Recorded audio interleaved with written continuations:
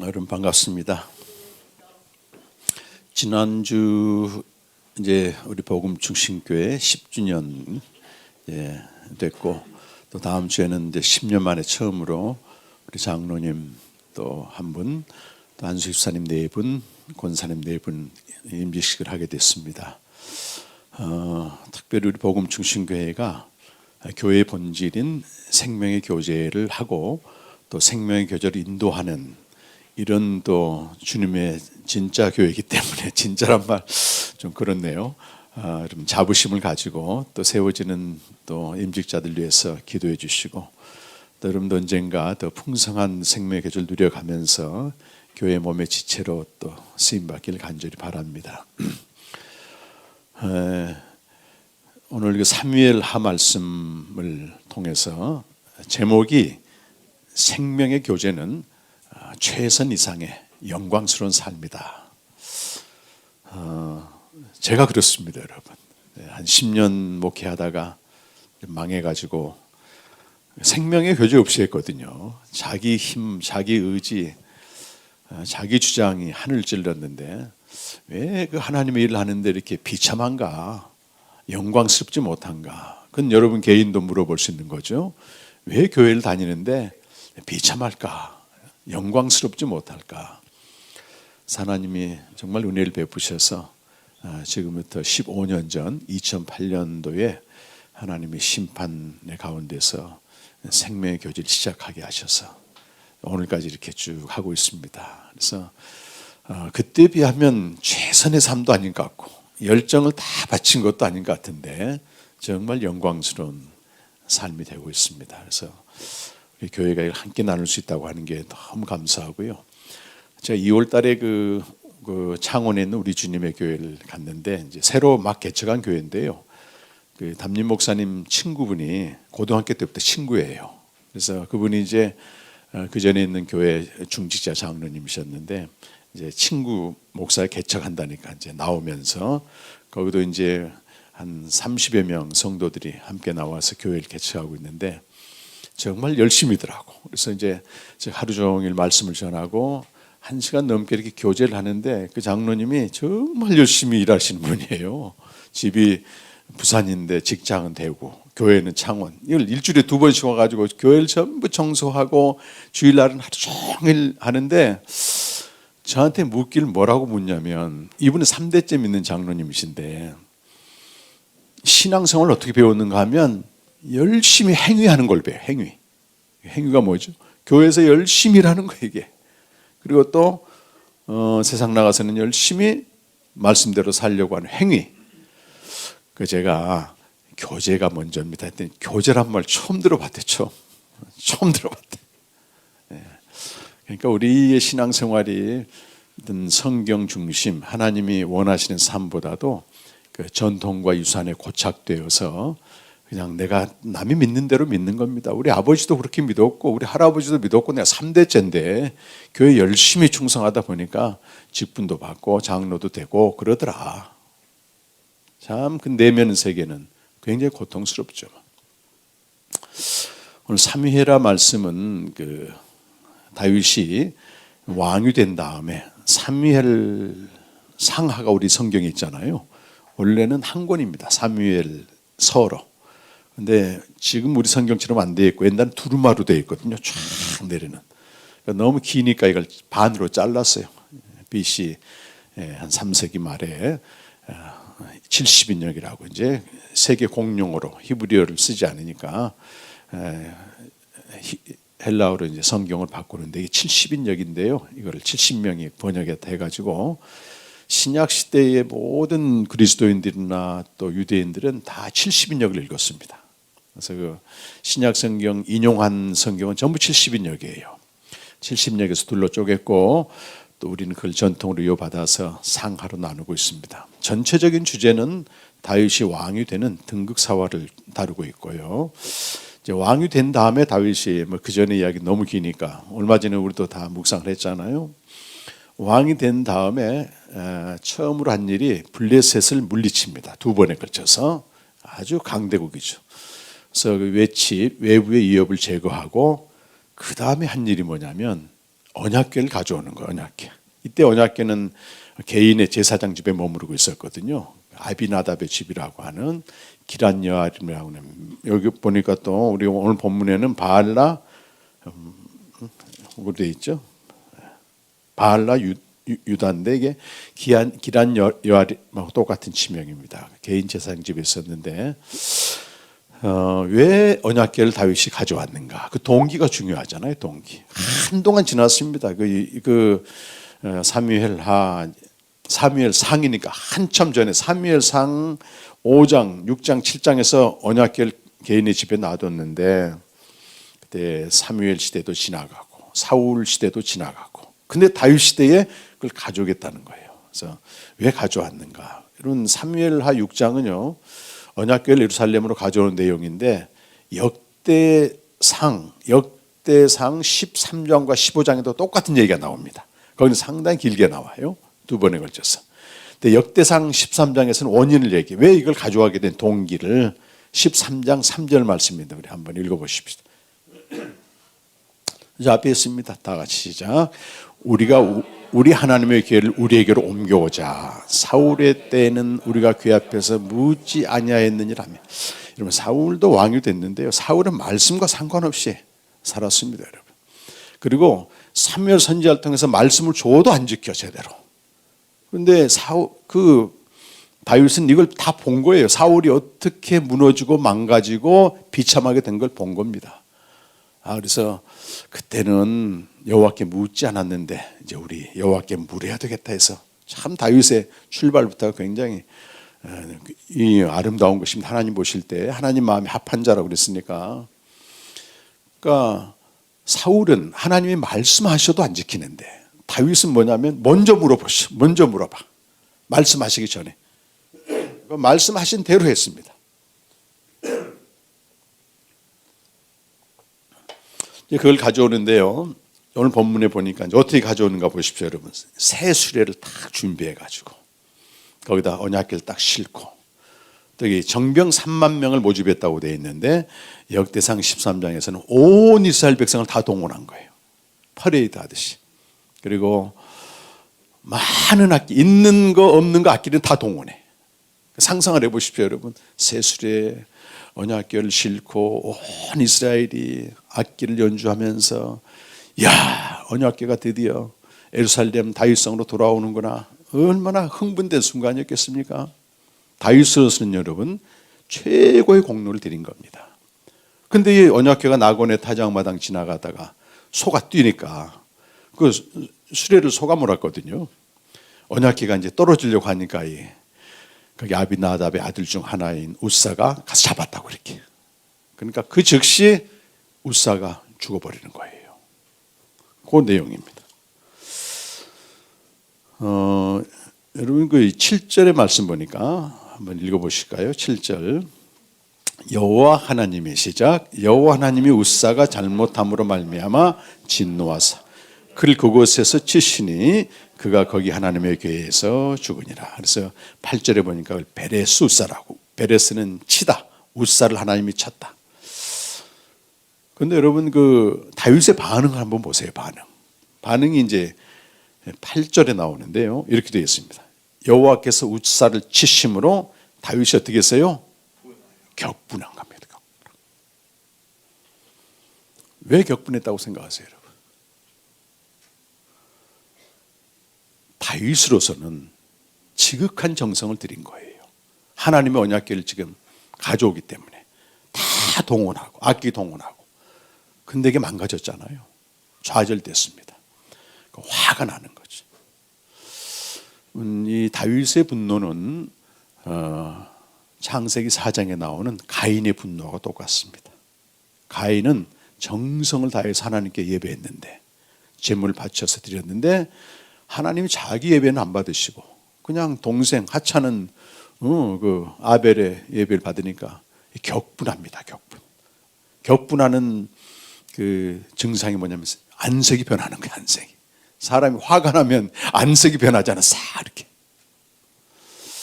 그때 그 하나님이 가인에게 죄가 너를 다스리고 있으니까 죄를 물리치라 그랬는데 결국 물리치지 못해서 아벨을 죽이거든요. 근데 다윗은 똑같이 반응을 했는데 그 다음이 중요한 게 뭐냐면 깜짝 놀라는 거예요. 그 다음이 9절 말씀입니다. 9절 말씀. 다윗이 그날이 어떻게 했어요? 하나님을 두려워한 겁니다. 아, 하나님이 하셨구나. 그러면서 언약궤 옮기는 걸 중단하고 그 오베데돔, 가드 사람 오베데돔의 집에 딱 넣어놓습니다. 실패했습니다, 여러분. 그 새수레를 가지고 그 나름대로 최선을 다했지만 실패를 했는데 오늘 12절과 15절 내용은 다시 언약궤를 가져오는 내용이에요. 오베데돔의 집에 복을 받았다는 얘기를 듣고 다시 가져오는데 이제 우리 여기 사무엘 하에서는 정확히 안 나오지만 역대상 15장 가면은 다시 가져온 얘기가 자세히 나옵니다. 이 오베데돔의 집에 임시로 안치해놨던 그 기간이 석 달이 지났어요. 석 달이 지난 다음에 다시 가져오는데 그때는 다윗이 무슨 생각을 하냐면 그 전에 가져왔던 방법과는 완전히 달라요. 사람 동원 안 하고 악기도 동원 안 하고 그리고 문제는 새술에 쉬지 않고 레위인들을 딱 선발해서 이걸 메고 오게 합니다. 메고. 자, 역대상 15장 12절과 13절 보면 다윗이 그 전에 왜 실패했는지 그 얘기를 하고 있어요.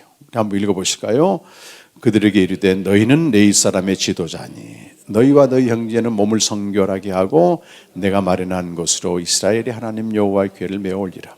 전에는 보세요. 전에는 너희가 배지 아니하였으므로 우리 하나님 여호와께 소리를 찢으셨으니 이는 우리가 규례대로 그에게 구하지 아니하였다. 인간의 방식이 아무리 최선이어도 이게 말씀과 다르게 되면 하나님 치신다는 거잖아요. 석 달 동안 그걸 깨달았어. 참 다윗은요 이런 점에서 하나님의 사람입니다, 여러분. 실패로 끝나는 게 아니고 왜 실패했을까 묻는 거잖아요. 민수기 4장 15절에 보게 되면 하나님이 이 성물이나 이 언약궤를 옮길 때는 반드시 레위인을 통해서 메고 옮기게 돼 있고 만지면 다 죽는다는 거예요. 읽어보십시다 한번.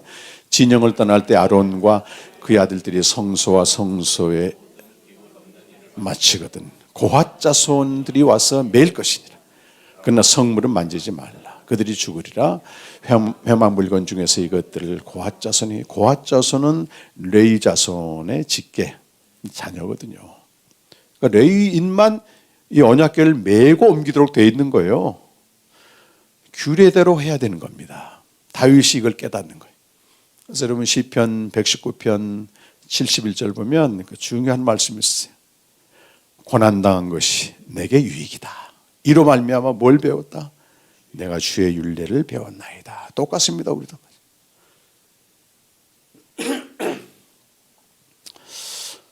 자, 그런데요, 블레셋 사람들은 언약궤를 새 수레에 싣고 왔거든. 근데 아무 사고가 없었어요. 이 언약궤는 하나님이 임재하시는 곳입니다. 오늘 6장 2절 끝에 보게 되면 그 궤는 그룹 사이들 사이에 좌정하신 만군의 여호와 이름으로 불리는 것이라. 하나님 이스라엘 백성과 언약을 체결하고 내가 너와 만나겠다 하면서 소위 집을 지으라고 하는 거예요. 광야 때. 그래서 맨 안쪽에 지성소를 마련하고 거기 언약궤를 딱 두게 돼 있습니다. 언약궤 위에는 그룹들 천사들 이 모양 짐승들도 들어가고 인간의 모습도 들어가고 여기 이제 들어가서 딱 언약궤를 감싸고 있는데 하나님이 거기에 임재하시는 겁니다. 거기에 임재하시는 거예요. 근데 언약궤가 광야 40년 동안은 이렇게 이동 장막이었거든. 그래서 그냥 성막으로 부르고 그랬는데 이게 가나안 땅에 딱 들어가서는 한 장소를 정합니다. 이게 이제 실로라고 하는 곳에 딱 장소를 정해서 언약궤를 안치해 놓습니다. 이렇게 성소라고 부르죠. 근데 하나님이 엘리 집안을 심판하기 위해서 블레셋과 전쟁을 일으키셨는데 1차 전에서 한 4천 명이 죽었어요. 이스라엘 백성이 졌습니다. 이스라엘 군대가. 장로들이 이렇게 모여서 회의를 했어. 왜 졌느냐? 언약궤가 없어서 졌다 이렇게 결론 내린 거예요. 자, 이제 전쟁은 에베네셀에서 벌어졌고 언약궤는 자 실로라고 있는 곳에 있기 때문에 한 30km 이상 떨어져 있습니다. 요즘 차로 하면 금방 가지만 당시에는 몇 달 걸렸어요. 온단 말이에요. 언약궤를 빨리 가져와라. 언약궤가 없어졌다. 그래서 언약궤를 가져왔는데 이기기는 그냥 대패를 해. 한 3만 명이 죽고 언약궤를 뺏겨버립니다. 블레셋에게. 이 언약궤는 하나님이 없는 언약궤예요.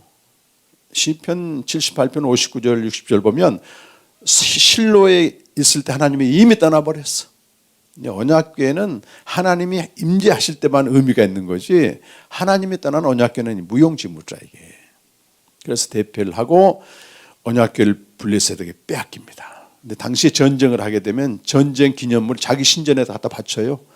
근데 블레셋이 볼 때는 가장 중요한 승전 기념물이 언약궤거든요. 그래서 언약궤를 딱 신전에 바쳤는데 그 다곤 신당에 딱 다음날 가봤더니 다 쓰러져 있는 거예요. 이 다곤 신전이. 그 다음날 가봤더니 목이 다 부러져 있어 이게. 그래서 재앙이 오네. 그래서 이제 블레셋으로 가긴 갔는데 언약궤가 가는 곳마다 재앙이 일어나니까 이제 블레셋의 장로들이 모여가지고 언약궤를 원상복구 돌려보내자. 그래서 전내나는 암소 2마리에다가 새수레를 만들어요. 그들이 새수레를. 그래서 딱 지켜봤더니 암소가 이스라엘 땅으로 딱 가는 거예요. 아, 재앙이 물러갔다고 그 사람 좋아했는데 블레셋 사람들은 하나님의 백성이 아닙니다, 여러분. 언약 밖의 백성들에게는 하나님이 규례나 말씀을 준 적이 없어요. 그들은 자기 양심과 최선을 다해서 새술에 실어 보내면 되는 겁니다. 근데 세상이 그렇게 했다고 다윗도 그런 식으로 했는데 그거는 망하는 거라 그 말이에요. 실패하는 겁니다. 그래서 우리 그리스도인이 사는 방식과 세상 사람이 사는 방식은 전혀 다릅니다, 여러분. 세상 사람들은 나름대로 최선을 다해서 살면 되는 거예요. 근데 로마서 2장 14절과 15절 보면 율법이 없어 그 사람들은. 근데 그들에게 뭐가 있냐면 마음에 새긴 율법이 있다는 거예요. 여기 율법 없는 이방인이 지금 나오잖아요. 율법 없는 이방인이 본성으로 율법의 일을 행한다. 양심으로 한다는 거죠. 이 사람은 율법이 없어도 자기에게 자기의 율법이 된다. 최선을 다해서 양심대로 살면 되는 거예요. 근데 율법을 받은 백성들은 율법을 안 지키면 또 심판을 받는 겁니다. 그래서 로마서 2장 12절에 그 말씀을 하고 있는 겁니다. 율법 없이 범죄한 자는 율법 없이 망하고 율법이 있고 범죄한 자는 그 율법 때문에 망한다.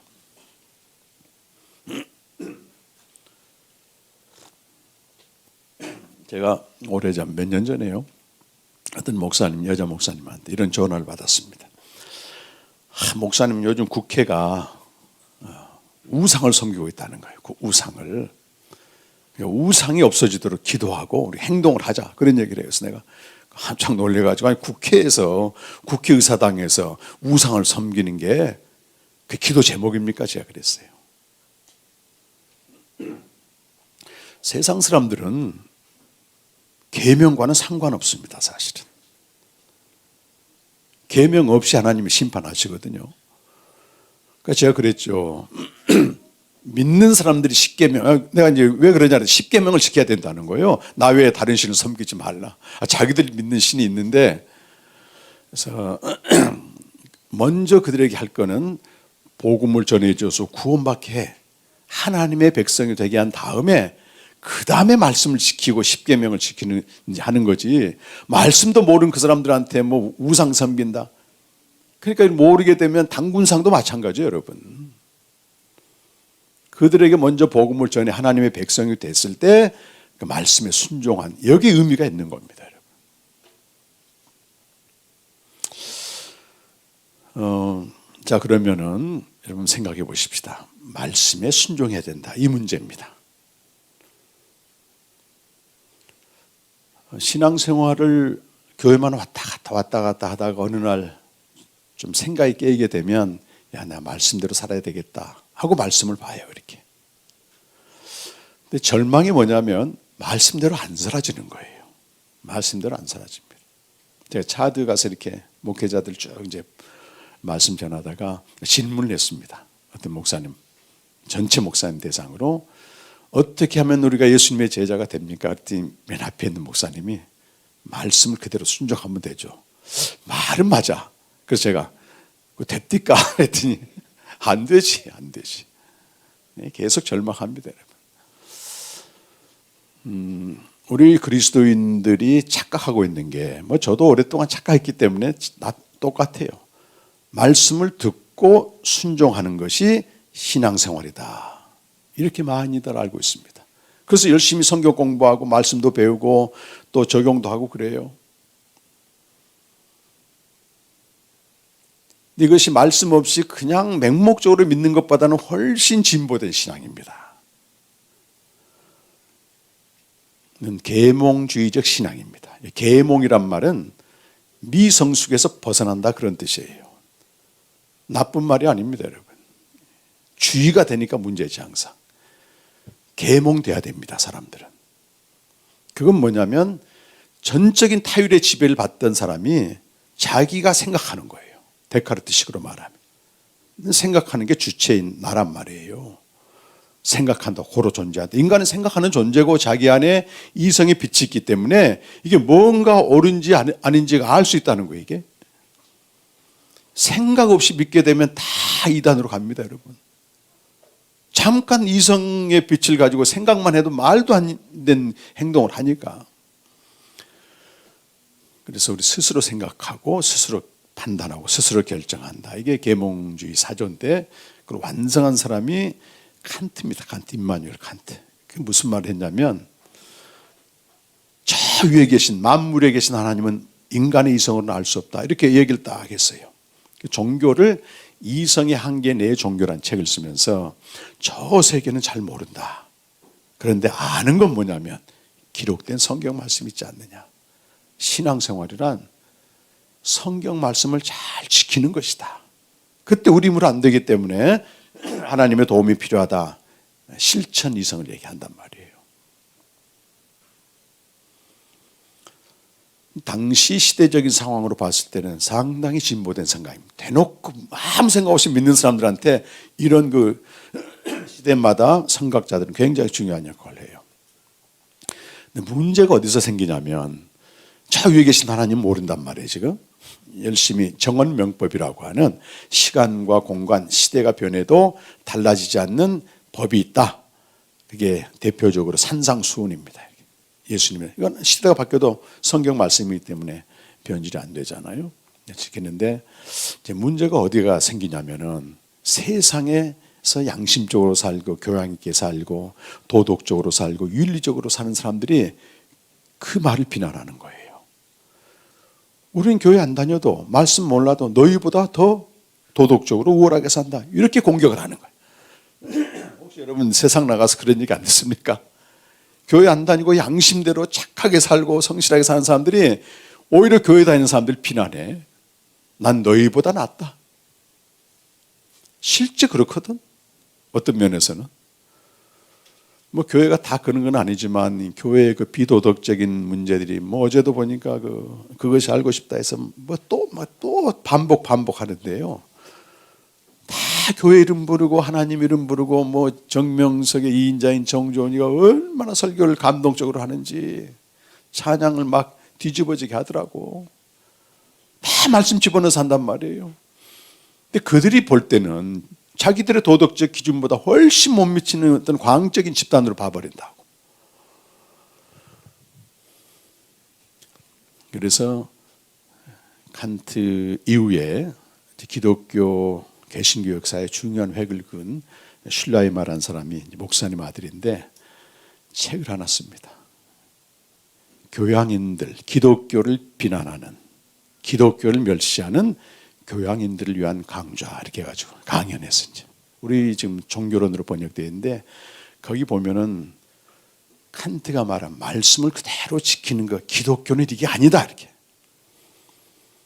기독교 신앙의 본질은 저 위에 계신 그분과 만남이다 이야기예요. 정확히 얘기한 거죠, 여러분.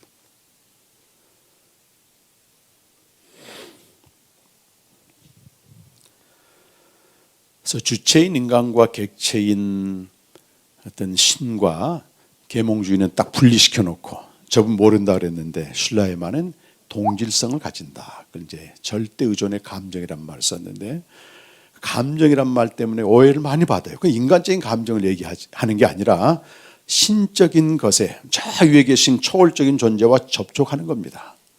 그 직관이 우리 안에 있다는 거예요. 있다는 겁니다.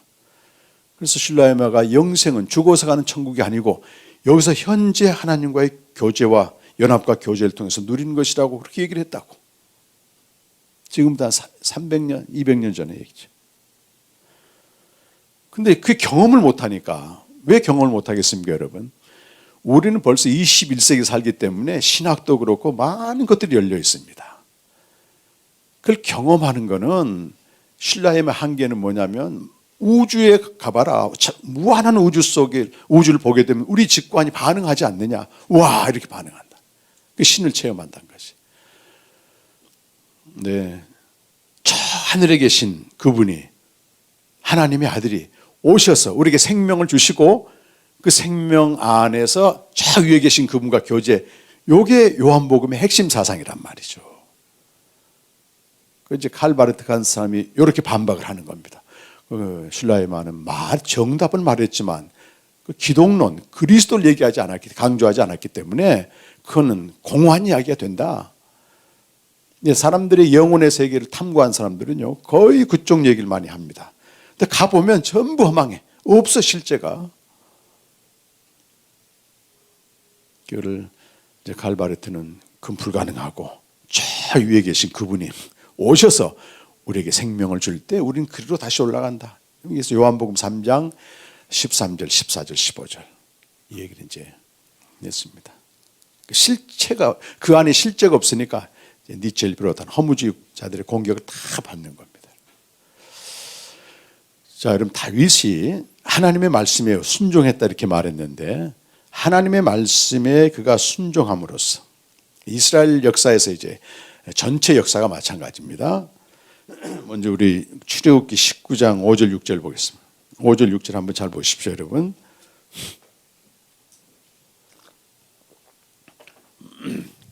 여러분, 오해가 없어야 되는 게, 말씀에 순종하는 게 신앙생활의 전부가 아니다. 이 말에 여러분 오해가 없기를 바랍니다. 구약 시대 보게 되면 다윗이 말씀에 잘 순종했다고. 근데 19장 5절 말씀 한번 읽어보겠습니다. 시작.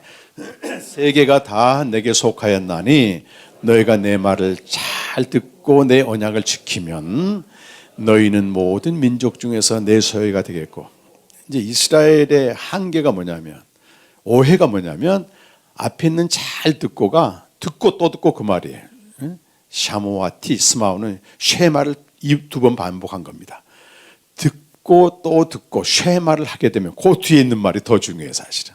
하나님과 연합과 교제가 된다, 이런 뜻이에요. 언약 안에 거한다. 언약을 지키면 그 말은 하나님과 관계 안에 거한다, 이런 뜻입니다. 그래서 이것이 그 아담에게 하나님이 말씀을 주어요. 이렇게 말씀을 주시고 순종하라고 하는 거거든요. 아담은 말씀에 순종하는 것 자체가 목적이 아니고, 말씀에 순종함으로 하나님 품에 거해서 하나님의 영광을 보는 자가 되는 것입니다, 여러분. 이스라엘 백성도 마찬가지예요. 그들이 말씀에 순종하여 언약 안에 거하게 되면 순종하는 것을 통해서 하나님과 연합과 교제를 이루어서 그의 영광을 보는 거예요. 모세도 마찬가지입니다, 여러분.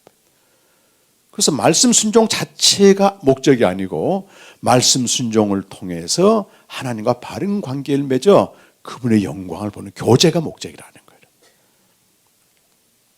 그런데 교제 얘기를 안 하고 말씀에만 순종하라 하게 되면 완전히 율법적으로 가는 겁니다. 계몽주의로 가는 계몽주의.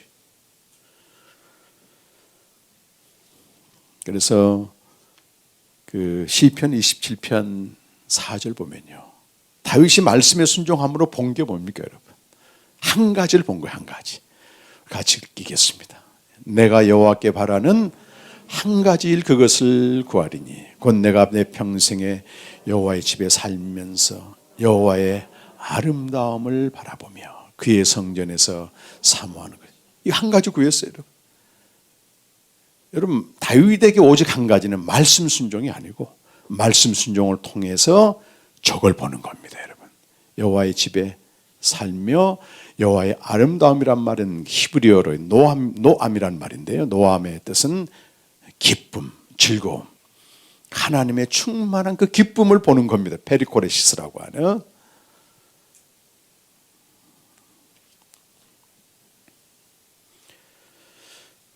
그래서 오늘 그 사무엘하 6장 14절 보면 언약궤를 가져와요. 근데 이제 순종하며 가져오는 거예요. 저는 이제 말씀대로 안 했잖아요. 말씀대로 그걸 가져오면서 어떻게 합니까, 여러분? 여호와 앞에서 다윗이 힘을 다하여 춤을 추었다. 이렇게 나와요. 힘을 다하여 춤을 추었다. 또 16절에도 다윗 왕이 여호와 앞에서 뛰놀며 춤추는 것을 그 미갈이 보았다. 그리고 21절에도 이는 내가 여호와 앞에서 한 것이니라. 끝에 내가 여호와 앞에서 뛰놀리라. 이거예요. 이겁니다, 여러분. 전에는 말씀대로 그 언약궤를 가져오지 않았기 때문에 실패했어. 이번에는 말씀대로 가져왔어. 그 자체가 목적이 아니고 순종함을 통해서 하나님의 영광을 보고 기뻐하고 즐거워했다는 것입니다, 여러분. 그래서 하나님이 이 새 언약 백성된 저와 여러분에게 요구한 한 가지도 똑같습니다, 여러분. 하나님과 연합과 교제 안에 들어가는 것. 이걸 이제 오늘 설교 제목인 생명의 교제입니다. 생명의 교제. 세상 사람들은 블레셋 사람처럼 나름대로 최선을 다해서 삽니다, 여러분. 하나님께 맡겨야 돼, 그건요. 근데 구원받은 사람은 그렇게 살면 안 됩니다, 여러분. 그래서 인간 존재에 대해서 가장 깊은 통찰을 한 하이데커는 우리 인간의 존재를 뭐라고 규정하냐면 P2된 존재다. P2란 말은 내 던져졌다, 그 말이에요. 내가 원해서 이 세상에 온 사람이 없어요, 여러분. 여러분 이름을 다 갖고 있지만 이름 여러분이 지었습니까? 누군가 지어준 이름으로 내가 존재하고 있는 거예요. 눈을 딱 떠봤더니 내가 세계성 속에 있네. 세계네. P2된 존재, 내 던져진 존재예요. 모든 그 생명체는 내 던져진 죄로 살아갑니다. 그냥 강아지를 보십시오, 여러분. 다른 생물을 보십시오. 내 던져진 죄로 살아. 근데 인간에게는 그게 아니라는 거예요. 뭔가 생각을 하고 어떤 의미를 부여하고 유의미성. 내가 누구이지 묻기도 하고 살아보려고 하는 의지를 갖고 있는데 그것을 이제 기획된 투사다, 기투라고 얘기합니다. 근데 그 살아보려고 하는데 내가 이 거대한 세계성을 못 빠져나가는 거예요. 그 시대가 원하는 시류를 따라서 살 수밖에 없는 겁니다. 남들이 하니까 나도 하는 거예요. 깊이 생각 안 하고. 영화가 1000만 영화가 벌다. 영화에 대해 깊이 생각하고 저 영화를 통해서 내가 뭔가 유익을 얻고 이래서 가는 게 아니라 남이 보니까 가는 거예요, 이걸. 철저히 따라 생각하고 따라 살고 집단적으로 이런 삶을 잡담과 호기심과 애매성에 갇힌 빠져있음의 세계를 우리 스스로 못 빠져나온다는 거죠. 그걸 비본래적인 인간이라고 얘기합니다. 자본주의 시대에서 비본래적인 인간은 존재물을 취하여 물질을 취하여 세계성 속에 푹 빠져 있습니다. 이건 선악의 개념이 아니고 그렇게 살 수밖에 없는 우리 시대를 살고 있는 겁니다. 좋은 대학 나오고 직장 좋은 데 가고 결혼 잘해서 아기 낳고 좋은 집 마련하고 새수레처럼 좋은 차 사고 좀 형편이 되면은 여행 다니고 더 형편이 되면 해외여행 다니고 이런 세계성 속에 빠져 있는 데서 우리가 벗어날 수 없습니다. 저 사람 잘못됐다 할 수 없는 거예요. 제가 어제도 막 비행기로 올라오는데요. 인산이냅니다. 코로나가 풀리고 나니까 비행기가 연착하면서 막 오니까 저는 금방 짐을 찾았는데 쇄도예요, 쇄도. 제주에서 오는. 전에는 저 사람 왜 저렇게 살지? 그게 아니에요, 지금은. 저 사람들이 저렇게 사는구나. 국률한 마음이가, 국률한 마음.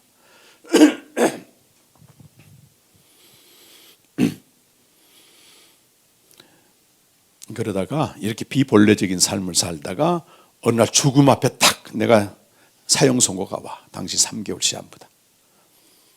죽음 앞에 딱 서게 되면 정신이 바짝 깨어난대. 내가 헛살했네. 대부분 이런다는 거예요. 내 인생을 살지 못했네. 그때 우리는 비본래적 인간으로 전환한다 이런 얘기를 했는데요. 그게 어떻게 가능해요? 죽음 앞에 간다고 해서. 그래서 20세기 그 천재적인 신학자인 불트만은 하이데크한테 강력한 영향을 받고 같은 대학교 교수였거든. 근데 그 시간, 존재와 시간이라는 책을 딱 던져주니까 이 신학 성경을 연구하던 불트만이 천재, 그 사람도 천재 비슷해요. 밤새도록 꼬박 읽었어요. 그러면서 완전히 신학 전체를 이제 바꿉니다. 인간의 존재에 대해서 연구하는데 하이데크가 뭐라고 말하냐면 그 비본래적 인간, 세계성에 푹 빠져 사는 그 인간이 본래적 인간으로 바뀌는 것은 죽음 앞에 서는 게 아니고 그리스도 안에서만 가능하다 얘기를 해. 그게 유명한 고린도후서 5장 17절 말씀입니다. 여러분. 고린도후서 5장 17절 말씀입니다. 여러분 이 말씀을 읽을 때는요 좀 이렇게 뭔가 팍 올라와야 되잖아요. 우리 세계성 속에 빠져 있는 우리가 자 같이 한번 크게 외쳐서 읽고 시작. 그런즉 누구든지 그리스도 안에 있으면 새로운 피조물이라. 이전 것은 지나갔으니 봐라 새 것이다. 외치는 바울이 바로 이제 외치잖아요. 모두가 그런 빠져 있음 속에서 비본래적으로 살고 있는데 누구든지 그리스도 예수 안에 있게 되면 본래적인 인간, 새로운 존재가 된다. 이것은 최선의 삶이 아니고 최선의 삶을 훨씬 뛰어넘는 영광스러운 삶인데 여러분 이게 생명의 교제로 가능한 것입니다. 새수레처럼 화려하지 않아도 그 온 이스라엘 동원한 인기몰이를 하지 않아도 이 생명의 교제로 사는 사람들은 하나님이 전혀 다른 모든 사람이 원하는 삶이 그거 좀 보여줘야 됩니다. 여러분 가서 저렇게 푹 빠져 싼 이들의 세계성 속에 우리가 파송되잖아요. 이렇게 다르게 사는 게 있다고 보여줘야 됩니다. 우리 복음주신교회 성도 여러분. 그래서 로마서 10장 2절과 3절 보면 열심히 사는 것보다도 바른 지식을 가지고 사는 게 중요하다. 말씀 묵상과 파레시아를 통해 독생자의 영광을 보는 것인데요. 이것이 이제 계속 우리 목사님도 강조하는 생명의 교제는 독생자의 영광을 보는 것이고 거기에 충만한 하나님의 사랑과 신실함을 내가 덧입는 겁니다. 그 기쁨에 참여하는 거죠. 그리고 세상에 나가서 뭘 해야 되냐면 세 계명을 지켜야 됩니다. 형제 사랑하는. 지금 예수님이 주신 세 계명은 형제를 내가 너희를 사랑한 것처럼 사랑하라 이거니까 이 사랑의 차원이 다르거든요. 이 인간의 사랑은 에로스 사랑, 나처럼 되게 만드는 동종 사랑입니다. 동종. 내게 잘해준 자에게 잘해주고.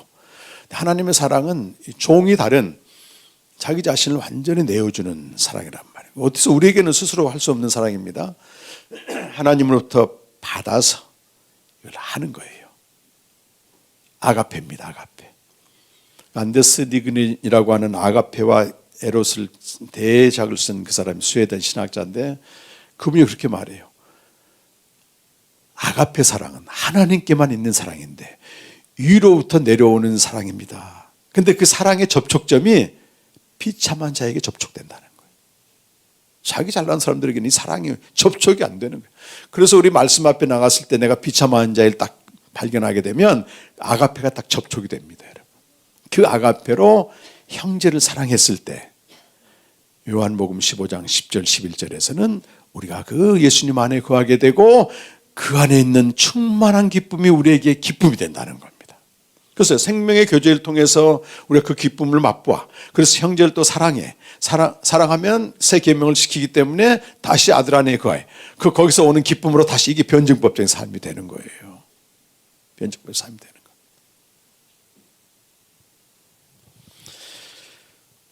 거예요. 우리 생명의 교제 단톡방에 이렇게 여러분들이 묵상한 거 올리는 분도 있고 안 올리는 분도 있는데 요즘 제가 아주 은혜롭게 읽고 있는 묵상 내용이 정의보 장로님, 다음 주에 정의보 장로님 되시잖아요. 우리 장로님 그러는 이제 안수집사님이니까 집사님이 캠프가 계속 열려도 이번에 처음 참석하신 거예요, 사실은. 그리고 힘들지만 해보신 겁니다. 근데 제가 며칠 전에 이거 장로님 기도를 읽는데 울컥했어, 울컥. 이렇게 되었습니다. 괜찮겠죠? 다 공개된 거니까. 이제 다 묵상하시고 마무리에다 이렇게 적으셨더라고요. 하나님 말씀을 묵상하면서 입술로 시인도하고 머리로 되뇌이다 보니 주님께서 선물로 은혜를 주십니다. 묵상의 시간들이 지루함이 아닌 가슴에 차곡차곡 담겨지는 기쁨임을 느끼게 하시니 감사합니다. 오늘 하루도 주님이 함께 하십니다. 삶 가운데 하나님의 역사하심 있게 하여 주옵소서. 예수님의 이름으로 간절히 기도드립니다. 아멘. 이게 지루함이 아닌 가슴에 차곡차곡 담겨지는 기쁨이라는 표현을 하셨잖아요. 너무 이런 맛을 봐야 됩니다, 여러분. 이 맛이 있어야 돼. 우리 교회 부임에서부터 계속 묵상하고 했던 신정환 전사님도 그 얘기를 하시더라고요. 최근에 그 기쁨을 맛보았다는 거예요. 그러니까 이렇게 말씀 앞에 나가는 게 너무 설렌다는 거예요. 나는 안 되네. 절망할 거 없습니다. 우리 이제 정의모 집사님 10년 기다렸잖아요. 10년. 우리 집사님이 그런 우리에게 자유를 주신 거예요. 저렇게 하시면 됩니다, 여러분. 내가 정 집사님만큼 됐을 때 나도 할 수 있겠다. 이러면 되는 거예요. 근데 생명의 교제라는 이걸 꼭 마음에 담고 있어야 됩니다. 잘하고 못하고가 문제가 아닙니다, 여러분. 그래서 우리 교회가 이렇게 생명의 교제를 사모하고 실제하는 분들을 통해서 그리스도의 몸으로 세워져 가는 건 너무 중요합니다, 여러분. 앞으로 이제 근대화가 지속되고 이런 세속화가 진행되면요, 이 거대한 극장과 같은 교회는 다 없어집니다, 여러분. 개인적으로 개인화 신앙, 울리백이 말한 개인의 열망은, 신앙 열망은 더 늘어나게 되어 있습니다. 각자가 생명의 교제를 하면서 세워지는 공동체는 숫자나 외형과 상관없이 강력한 힘을 발휘합니다. 그것이 여러분 일상생활 세상 나가서 세계성 속에 빠져있는 그 사람들에게 다르게 사는 걸 보여주잖아요.